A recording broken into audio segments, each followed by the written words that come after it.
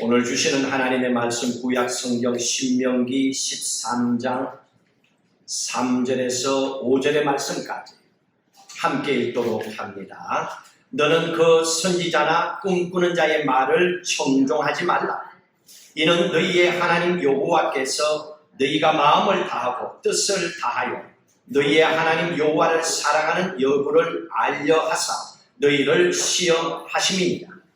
너희는 너희 하나님 여호와를 따르며 그를 경외하며 그의 명령을 지키며 그의 목소리를 청종하며 그를 섬기며 그를 의지하며 그런 선지자나 꿈꾸는 자는 죽이라.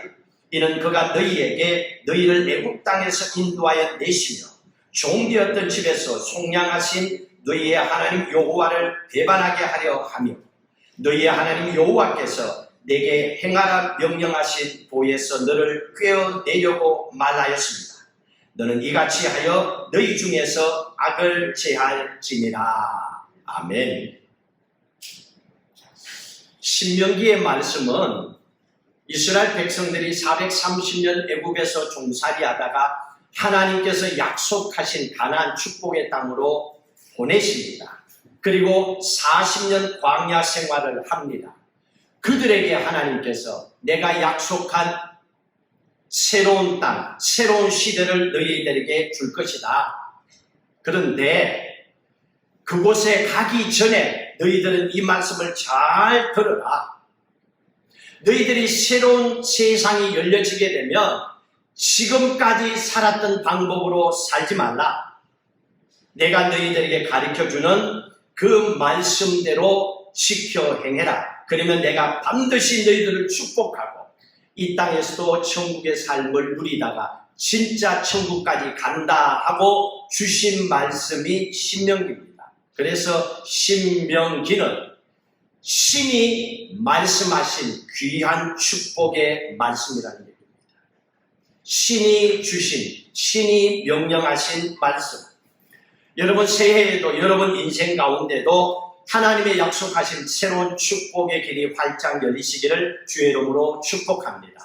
우리가 이 같은 하나님의 새로운 시대에 새로운 축복을 받고 살아가기 위해서는 하나님의 말씀을 듣고 기억하고 그 말씀대로 살아가야 됩니다. 오늘 주시는 말씀은 이겁니다.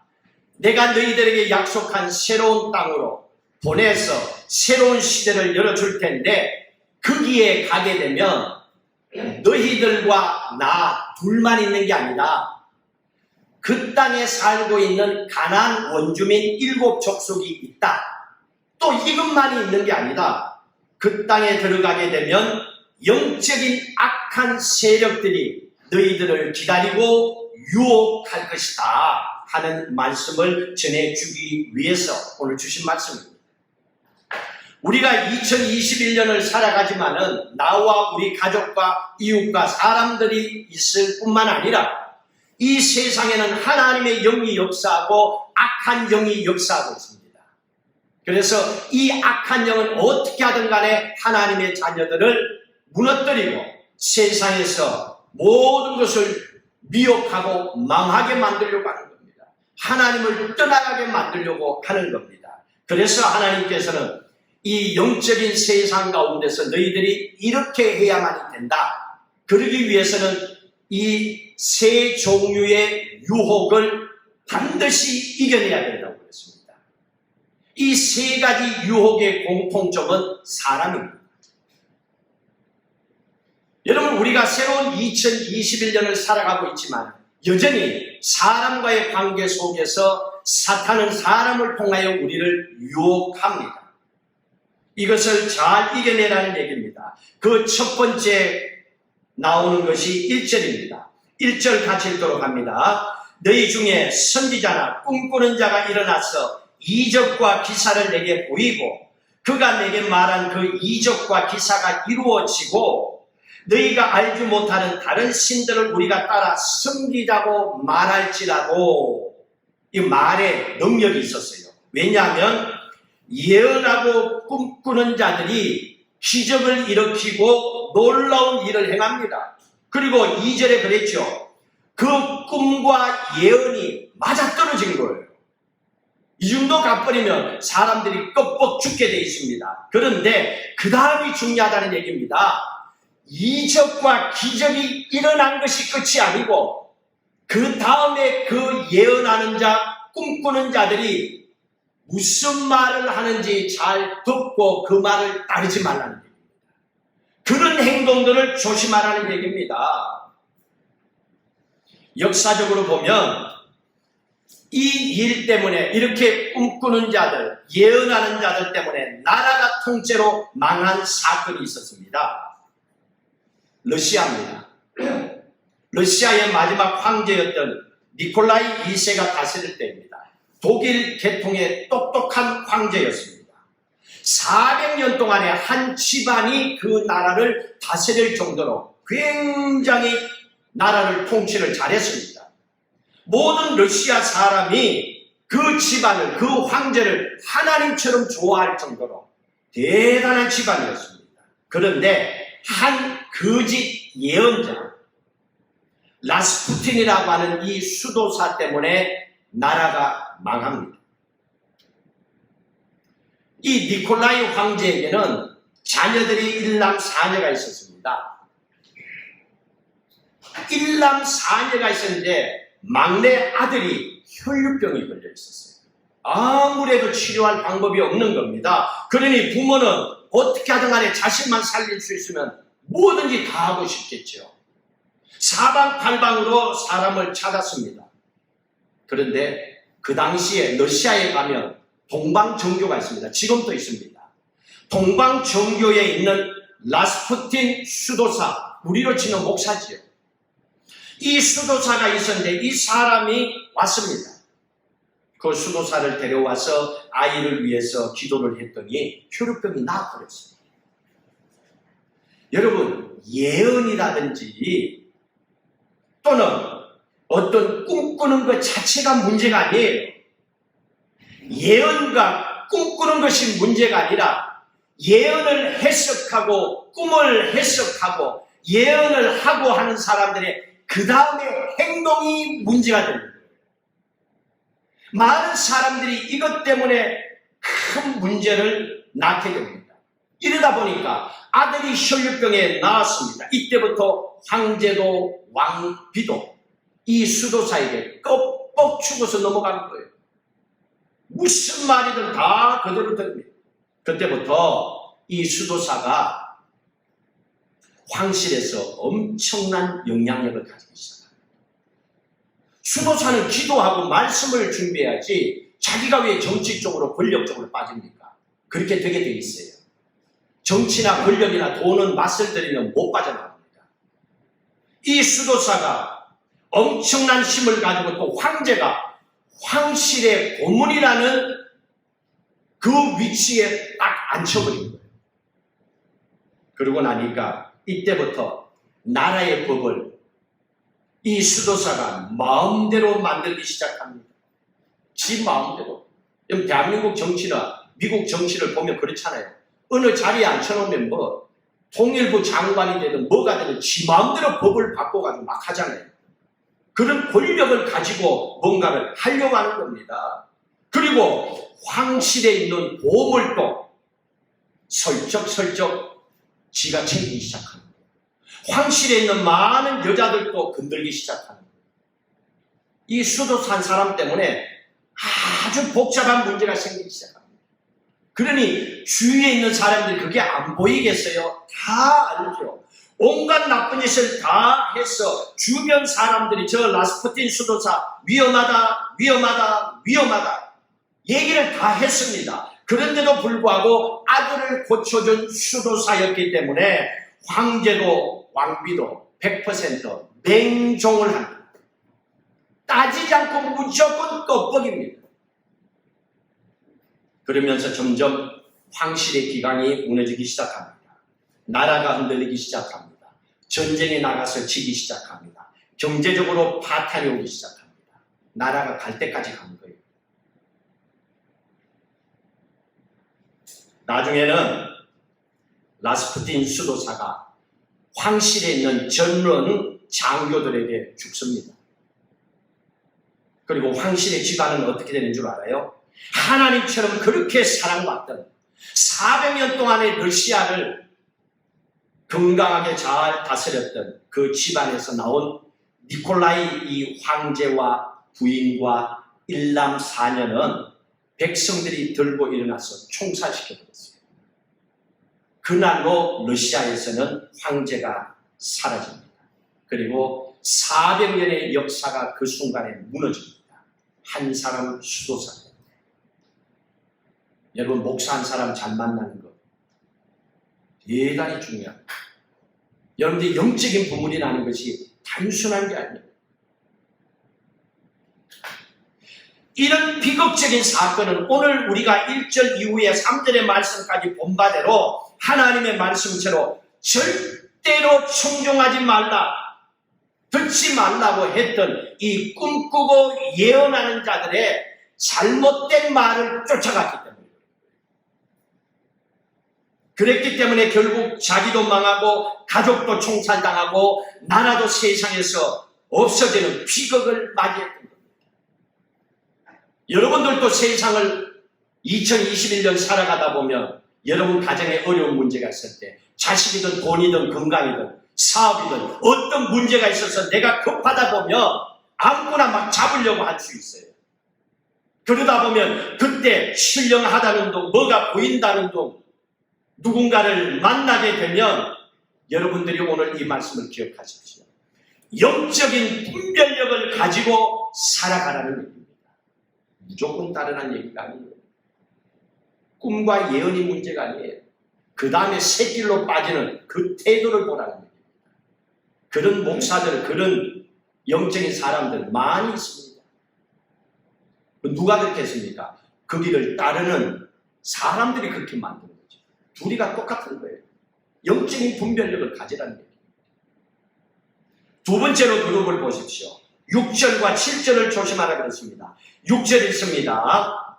내 어머니와 아들 곧 내 형제나 내 자녀나 내 품의 아내나 너와 생명을 함께하는 친구가 가만히 너를 꾀이르기를 너와 내 조상들이 알지 못하던 다른 신들 곧 내 사방을 둘러싸고 있는 민족 혹 내게서 가깝든지 내게서 멀든지 땅 이 끝에서 저 끝까지에 있는 민족의 신들을 우리가 가서 섬기자 할지라도 너는 그를 따르지 말며 듣지 말며 긍휼히 여기지 말며 예석히 여기지 말며 덮어 숨기지 말라고 그랬습니다.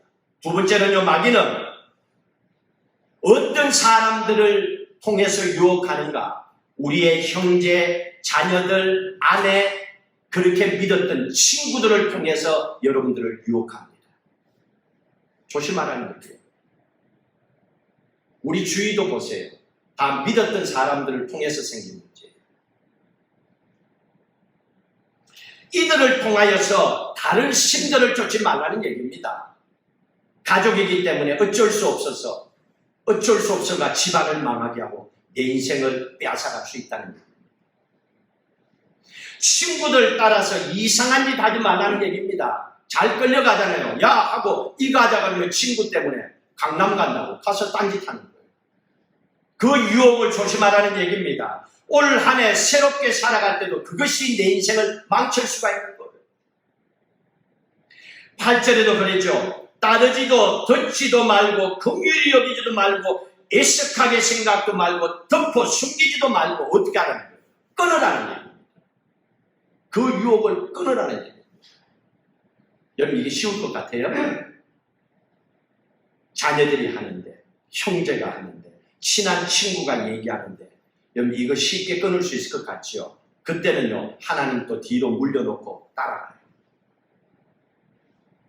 이거 조심하라는 얘기입니다. 왜? 우리가 들어가는 새로운 시대, 새로운 땅에서는 이런 영적인 세력이 우리를 기다리고 있다는 겁니다. 나 혼자 잘해보자고 그래서 세상이 그냥 잘하도록 쑥 밀어주지는 않는다는 얘기입니다.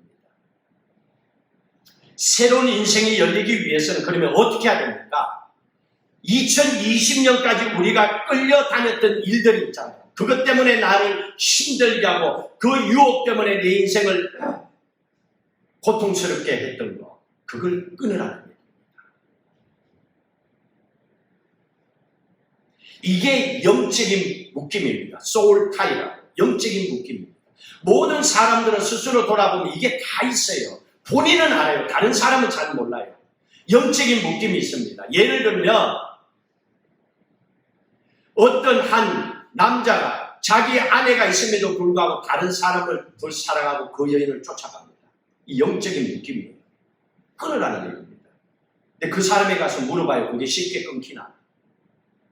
쉽게 끊길 것 같으면 벌써 작년에 끊었지. 이거를 얘기하는 거예요. 그게 주위에 보세요. 이 친구 저 친구도 다 그렇게 사니까 문제가 아니 되니까 그렇게 되는 거예요. 우리 주위에는 이런 유혹들이 엄청 많이 있습니다. 이런 영적인 묶임으로부터 우리가 철저하게 그것을 끊고 살아가라. 그렇지 않으면 너희가 새로운 땅에 좋은 집에 내가 너희들을 보내준다 하더라도 집은 새 집이지만은 그 안에 사는 너희들의 인생은 옛것에 매여서 오히려 더 큰 고통과 아픔을 안게 된다. 막장 드라마 하도 뉴스에 떠서 펜트하우스인가 뭐 저는 보지는 않았는데 그거 내용을 읽어봤어요. 그런 거 보면요, 오늘의 현실에 사람이 정상적인 아닌 세상을 쫓아 살면 얼마만큼 사람이 참 무섭게 행동할 수 있는지를 보여주는 거예요. 그게 친구와 주위에 있는 사람들의 영향력이라는 거예요. 한번 발을 들이게 되면 힘든다는 겁니다. 그거 조심하고 끊으라는 거예요.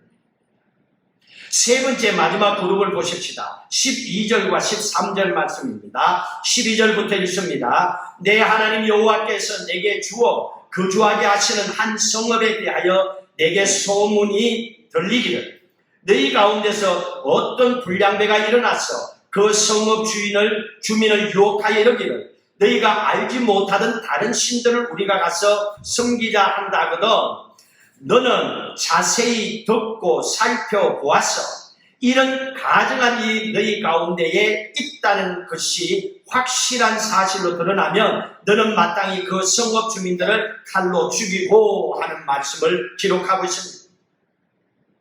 우리가 세상을 살다 보면요, 삶의 태도가 불량한 사람들 어디 가든지 만납니다. 나는 도저히 이해가 안 되는 사람들 있잖아요. 어떻게 저렇게 할 수 있지? 이런 사람들 항상 만날 수 있습니다. 그런 상황에 이렇게 하라는 얘기입니다. 14절에 너는 자세히 묻고 살펴보라 그랬습니다. 이거부터 하면 돼요. 어디 가든 간에 이런 태도가 불량한 사람들이 있습니다. 그 사람들에게 고치라 안 고쳐져요. 분별을 해야 돼요. 그런 상황에 우리가 할 수 있는 걸 자세히 들어보는 거예요. 자세히 들어보세요. 대충 들으면 이상한 거, 진짜 이거 정상적인 아닌 거짓말이 많이 들어온단 말이에요. 그러니까 자세히 들어보고 자세히 살펴보고 가정한 일이 있는지 확실히 알아보라는 겁니다. 이건 여러분의 몫입니다. 이걸 안 하는 거예요. 대충 들으니까 문제가 생기죠. 예를 들어서 크리스찬이라면 진짜 저 사람이 신앙생활 잘하는지, 함께 신앙생활하면 어떨지, 그 사람의 교회 생활이 어떤지를 알아보면 되잖아요. 그리고 또 교회 다니는 사람들 가운데서 그런 사람들 많잖아요. 교회에 대해서, 목사님에 대해서 뭐 불평을 한다든지 안 좋은 얘기를 한다든지 그런 사람들도 있잖아요. 그런 얘기들을 들었을 때 물어보라는 겁니다. 누구에게? 목사님한테. 그 목사님에게 찾아가서 물어보면 되냐? 목사님 누가 그러던데요? 목사님이 불량품이라면서요? 맞아요? 물어보면 되잖아요. 불량품인지 아닌지. 목사님이 들어보면 뜨끔하면 불량품이고 그럼 빨리 고치면 되고. 물어보라는 얘기입니다. 성경대로 안 하게 되면 우리가 교회를 다니면서도 불행한 교회 생활을 할 수 있다는 걸 얘기하고 있는 거예요. 확실히 알아보고 신앙생활을 잘해야 된다. 너희들이 그 땅에 들어가서도 새로운 한 해가 열렸어도 거기에서 너희들이 확실히 알아보고 멋있게 한 해를 살아가야 하나님은 그걸 말씀해 주고 계십니다. 자, 그러기 위해서는 어떻게 해야 됩니까? 17절 보세요. 17절 읽습니다. 너는 이 진멸할 물건을 조금도 내 손에 대지 말라.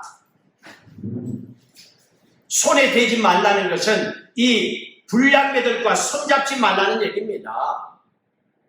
그런데 사람이요, 내 코가 석자면요 가만히 둬도 손잡아요. 일단 살아야 되니까. 이게 사람들의 습성이에요. 이게 평소에 영적으로 훈련되지 않으면 누구든지 여기에 넘어질 수 있다는 거예요. 손잡지 말라. 그러면 어떻게 해야 되는 겁니까? 18절 읽습니다. 내가 만일 내 하나님 여호와의 말씀을 듣고 오늘 내가 내게 명령하는 그 명령을 지켜 내 하나님 여호와의 목전에서 정직하게 행하면 이같이 되리라. 하나님의 말씀을 듣고 지켜 행하면 하나님께서 번성하도록 하나님께서 기도의 소원대로 다 이루어 주신다는 축복을 말씀해 주고 있습니다. 이렇게 축복을 받은 사람이 있잖아요. 솔로몬이잖아요. 솔로몬이 왕이 하나님께 기도했습니다. 지혜를 달라고. 우리는 지혜라고 알 수 있지만 원어에는 보면요, 듣는 마음을 달라. 이게 지혜입니다. 하나님께. 하나님 지혜 주세요. 이 말이 원어에는 들을 수 있는 마음을 주세요. 이거예요. 이 얘기가 뭡니까? 사람은요, 올바른 것을 들을 수 있는 올바른 마음을 갖지 못하면 이상한 것만 듣고 사는 거예요. 그러면 자기 인생이 이상한 사람으로 살다가 가버리는 거예요. 그래서 그걸 기도하라는 겁니다. 올 한 해 동안에 하나님의 좋은 말씀을 듣고 사는 그 마음을 내게 주십시오. 지혜를 주십시오. 그래서 솔로몬은 엄청난 하나님의 축복, 하나님의 지혜를 받고 살았잖아요. 그런데요, 공짜로 세상에 태어나 보니 금수저였던 그의 아들이 있었어요. 할아버지 다윗, 아버지 솔로몬, 그의 아들 르호보암입니다. 이 금수저예요. 지가 갖고 지가 한 일은 하나도 없어. 태어나 보니까 왕자고 왕이 된 거예요. 그런데 이 사람이 어떻게 망하는 줄 아세요? 하나님이 주시는 그 마음을 가지고 듣는 마음을 달라고 기도해야 되는데 이런 마음이 없었던 거예요. 그냥 가지고 그냥 살아버리는 거예요. 르호보암이 왕이 된 후에 두 그룹이 찾아옵니다. 항상 왕 되고 나면 사람들이 쫙 모이잖아요. 그 왕 앞에 줄 서려고.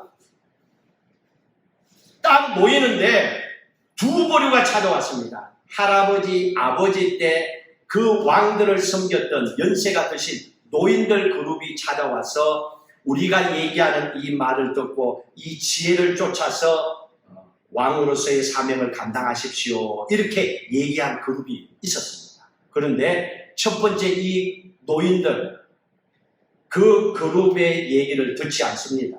도리어 협박하고 이 사람들을 쫓아보내버립니다. 그리고 르호보암은요, 젊은 사람들, 불량배들, 청년들의 말을 따라서 갑니다. 결국 나라가 둘로 쪼개집니다.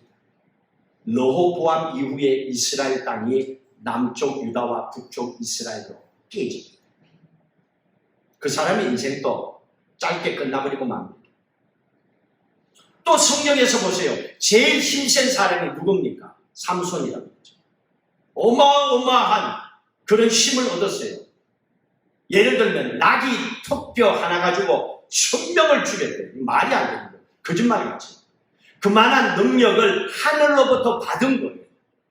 대단한 사람이었는데 이 사람이 누구 말을 들었어요? 들릴라의 말을 들었어요. 듣는 마음을 달라고 기도하고 하나님의 지혜를 얻어야 되는데 이걸 얻지 아니하고 들릴라의 마음을 들은 거예요. 들릴라의 이름이 뜻이 뭔 줄 아세요? 히브리어로 들릴라 하는 이 이름의 뜻이 노곤하게 한다, 이런 뜻입니다. 그 여자만 만나면 노곤해져요. 그러니까 남자들이 다 깨지는 거예요.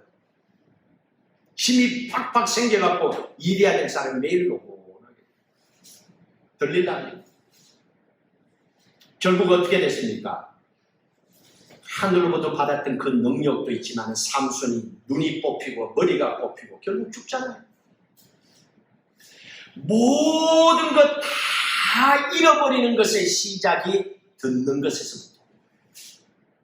기도하셔야 돼요. 아무리 새해가 우리에게 주어졌다 하더라도 지금까지 내가 살아온 방법대로 살면 나는 그렇게 살다 가는 거예요. 그러나 정말로 하나님 이 새해는 이런 기도의 열매가 있게 해주십시오. 기도하고 출발한다면 하나님 말씀을 들을 수 있는 마음을, 지혜를 내게 달라고 기도해야 돼요. 요한복음 10장 볼까요? 우리가 어떻게 살아가야 되는지. 요한복음 10장 27절. 요한복음 10장 27절 같이 읽습니다. 내 양은 내 음성을 들으며 나는 그들을 알며 그들은 나를 따르느니라. 아멘. 선한 목자 되시는 예수 그리스도께서 양인 우리를 이끌어 가실 때 양인 우리는 목자의 음성을 들으며 그랬습니다. 진짜 양은 진짜 목자의 음성을 들어요. 여러분 주위에 여기 보면 강아지들이 많아요. 근데 요 건너편 집에도 강아지가 있어요. 웃기는 건요. 노는 거는 교회 마당에서 놀고 성질내는 건 나한테 성질내. 내가 주인이 아니라 이래요. 근데 주인이 부르면 쪼르륵 하고 가요. 기분 나쁘잖아요. 근데 우리 집 강아지 키울 때도 그랬어요. 놈들이 오면 막 짖고 떠들 것 같아요. 근데 내가 부르면 개갱이야. 왜냐고요? 주인의 음성을 들으니까 알아야 돼요. 최소한 양은 주인의 음성을 듣는 게 맞지요. 그 음성을 듣고 그걸 아니까 주인이 들어와 그러면 들어가는 거예요. 이게 크리스찬의 삶이 돼야 된다. 그러면 축복은 주인이 줘요. 주인이 먹을 것도 주고 주인이 알아서 필요한 것을 다 줘요. 추우면 옷도 하나 사서 겨울에 입혀줘요. 주인이 해준다니까요. 그러면 어떻게 해야 됩니까? 예수 믿는 하나님의 사람이라면 하나님의 음성을 듣고 한 해 동안 살아가야 될 줄로 주의 이름으로 축복합니다. 그 음성을 들어야 돼요. 그래서 듣는 마음을 주십시오. 지혜를 주십시오. 솔로몬처럼 기도해야 되는 거예요. 그냥 어려운 문제에 또 닥쳐가지고 이거 어떻게 해야 돼? 안 들려요. 그때는요. 왜? 평소에 안 듣고 살았던 사람이 갑자기 연필 굴리듯이 그거 적는다고 되는 줄 아세요? 안 되는 거예요. 그래서 지금부터 준비하라는 겁니다. 이제 한 해가 시작되었기 때문에 예수님의 제자 가운데도 그랬어요. 누가복음 24장 한번 볼까요? 누가복음 24장 13절. 자, 같이 읽도록 합니다. 그날에 그들 중 둘이 예루살렘에서 25里되는 엠마오라는 마을로 가면서 두 제자, 그 당시에 예수님의 70명의 제자가 있었습니다. 그 중에서 한 가정입니다. 나중에 이름은 글로라고 하는 부부입니다. 엠마오로 가고 있었습니다. 그런데 가만히 보면요. 예루살렘에서 엠마오로 가는데 원래는 예루살렘에서 살아야 되는 사람들이에요. 그런데 어떤 문제가 잘못되어서 결정을 잘못해서 엠마오로 가고 있는 거예요. 가면 안 돼. 그래서 이 사람들이 가면 안 되니까 선한 목자이신 하나님이 나타나서 이 사람들이 다시 돌아가도록 해주신 사건입니다. 엠마오라고 하는 작은 도시로 이사가는 중에 있었는데 부활하신 예수님께서 그들에게 나타났어요. 근데 예수님의 제자인데도 평소에 신앙생활 잘하고 열심히 믿음생활 했는데도 부활하신 예수님을 못 알아봅니다. 16절 한번 볼까요? 16절 읽습니다. 그들의 눈이 가려져서 그인 줄 알아보지 못하거든. 눈이 가려진 거예요. 영적인 눈이 가려진 거하고 교회 다니는 거하고 아무 상관없어요. 영적인 눈이 가려진 사람은 교회 다녀도 하나님이 안 보여요. 하나님의 말씀이 들려지질 않아요. 그걸 지금 이 사람들을 통해서 보여주는 거예요. 영적인 눈이 허여지니까 옆에 예수님이 있어도 구분을 못하는 거예요. 진짜와 가짜를 구분을 못하는 거예요. 그러니 교회 다니는 사람들도 그렇게 기도한다 그러면서도 한 해를 살다 보면 그런 세상 사람들의 유혹에 넘어가버리는 거예요. 왜? 영적인 눈이 어둡기 때문에. 평소의 삶 속에 기도하고 하나님께 지혜를 구해야 됩니다.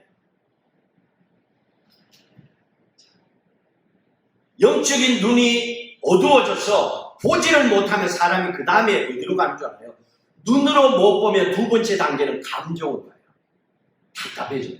슬픔이 와요.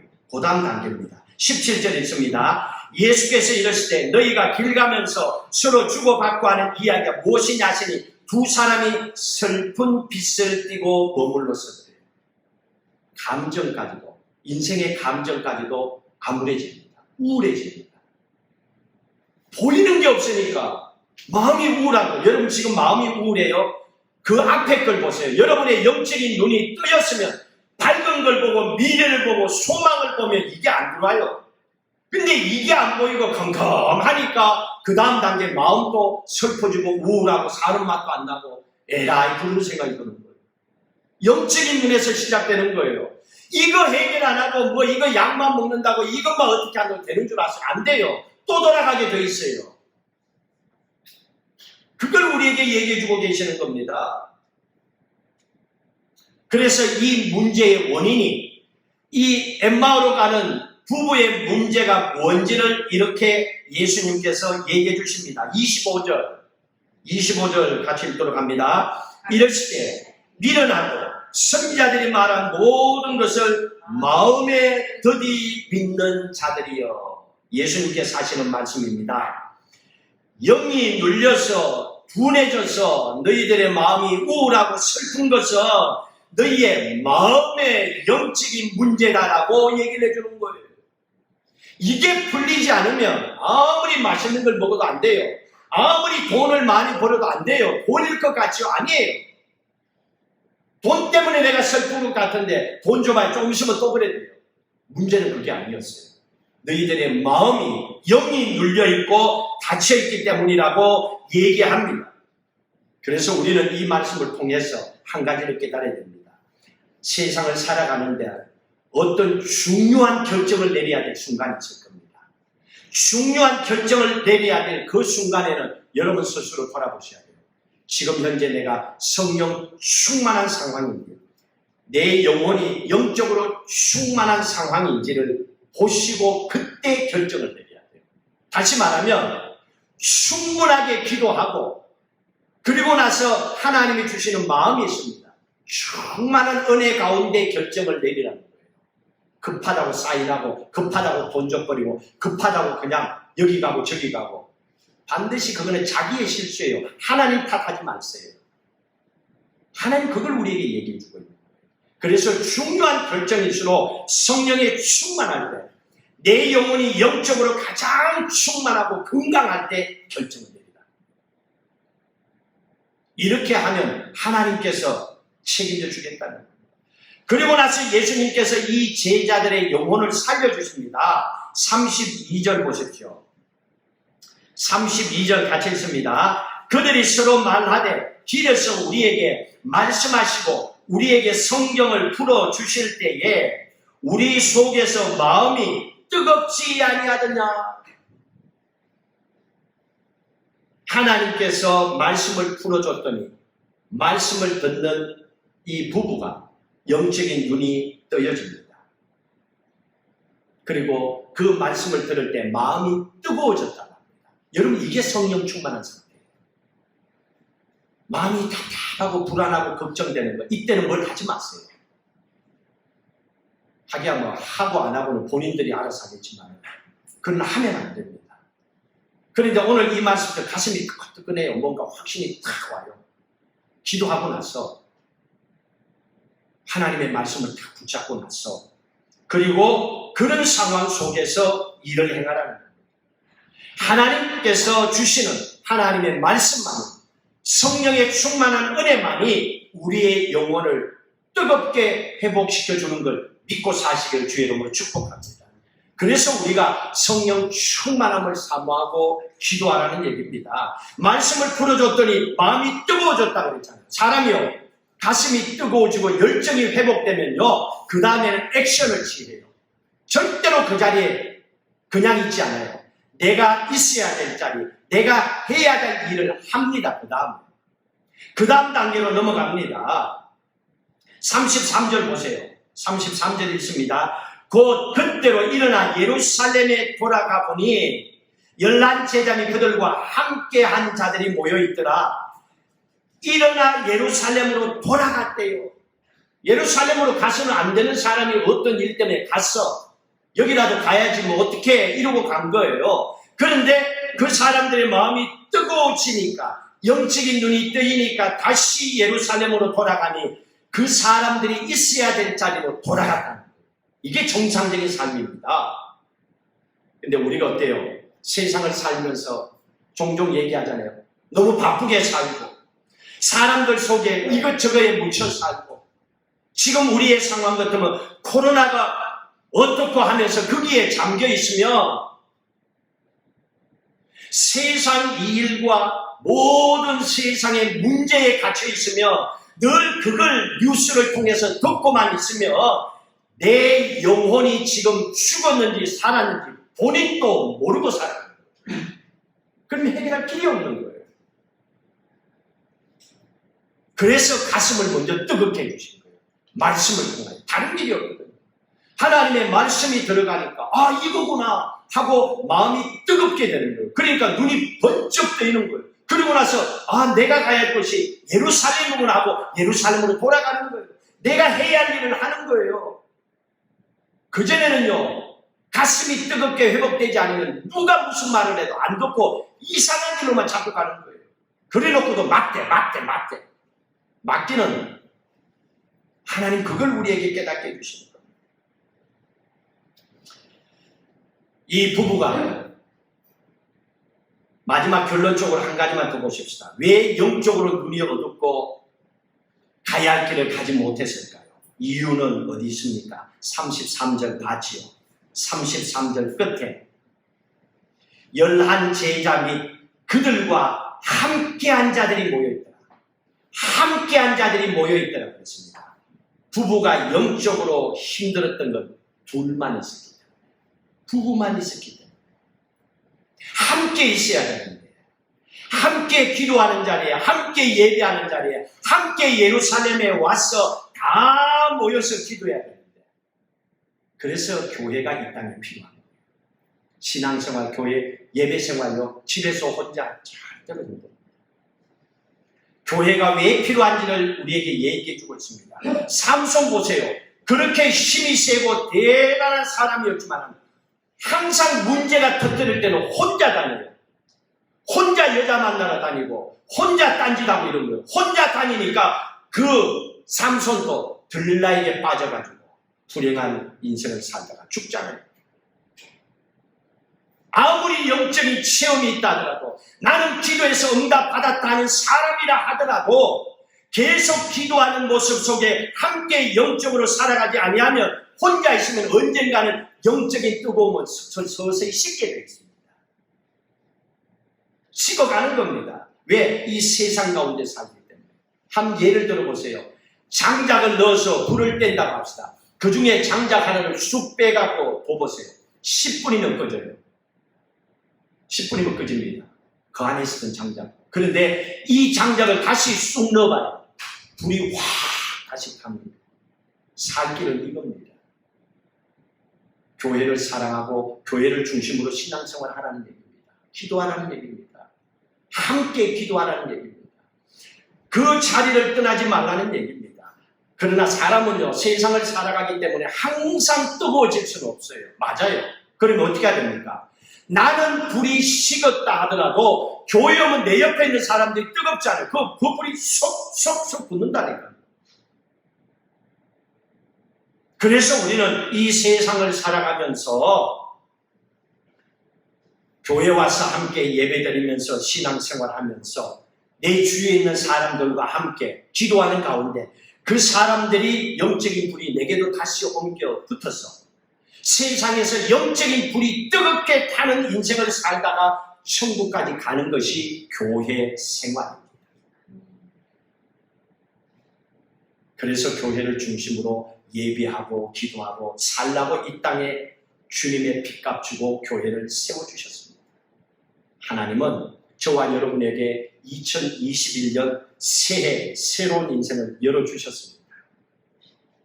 우리에게 새해가 시작되었지만은 세상에는 악한 마귀의 세력이 있습니다. 유혹이 있습니다. 이걸 잘 조심하고 이겨내면 됩니다. 그러면 어떻게 해야 됩니까? 하나님의 말씀을 붙잡아야 돼요. 기도해야 됩니다. 하나님의 마음을 내게 달라고. 기도하시고 말씀을 붙잡고, 그렇게 되면 말씀이 내 안에 들어와서 마음이 뜨거워지면 마귀의 유혹을 영적으로 분별하게 돼 있어요. 영적인 분별을 하면 끊을 것 끊고 돌아설 것 돌아서게 돼 있어요. 그리고 이기고 살아가도록 해줍니다. 이렇게 믿음으로 사셔서 한 해 여러분들의 소원한 기도가 다 응답받는 축복된 한 해가 되시기를 주의 이름으로 축복합니다.